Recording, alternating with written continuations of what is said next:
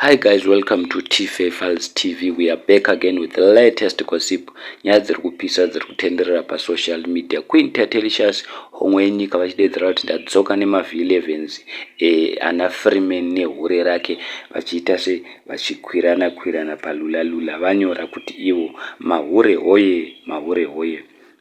Svitsai picture iri kune mukadzi wa Freeman amai Damain.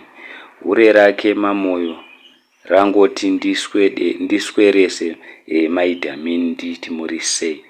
Nevidhiyo regalisi weweti achisvirana namamoyo ndariwana, ndozvataurwa naQueen Tatelicious. Vari kudza ndine v11 nevidhiyo racho ndinaro.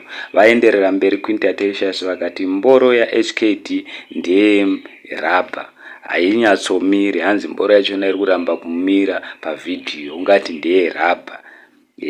Masadza bota zvaro kususu hwemboro, ndozvataurwa naQueen. Hanzi masadza bota zvaro ususu hwemboro. Vaenderera mberi vakati amai Dhamini ndati maswera sei. ndiQueen Tatelicious pavanyora paFacebook nepama all platforms avo. Vati I will play audio randa rekodwa ndichitaura nehure rake mamoyo palive show. Vakazvitaura izvi vakazvinyora nezuro guys. Homwe nyika yataura munongoziva mega Queen Tatelicious vanouya vakatakura v11.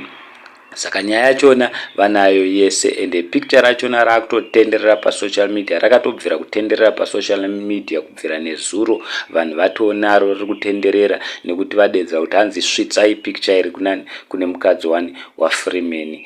Handizi guys zvinoti kudii nazvo, asi vakambozvitaura Queen Tatelicious kubvira kudhara vachiti Freeman zviri kunzi anorwa chiweti, ane weti chichi, munongoziva mega. Vanhu vakafunga kuti anonyepa, asi atouya Queen Tatelicious nepicture rabvira kwaari. Mukariona richitenderera kudai rabvira kuna Queen Tatelicious. Vane v11 nevidhiyo vanaro nemaaudio vanawo. Vangodedzera chete kuti muchandiona kulive kana muda kuzviona. Thank you so much. Don't forget to subscribe, like our video.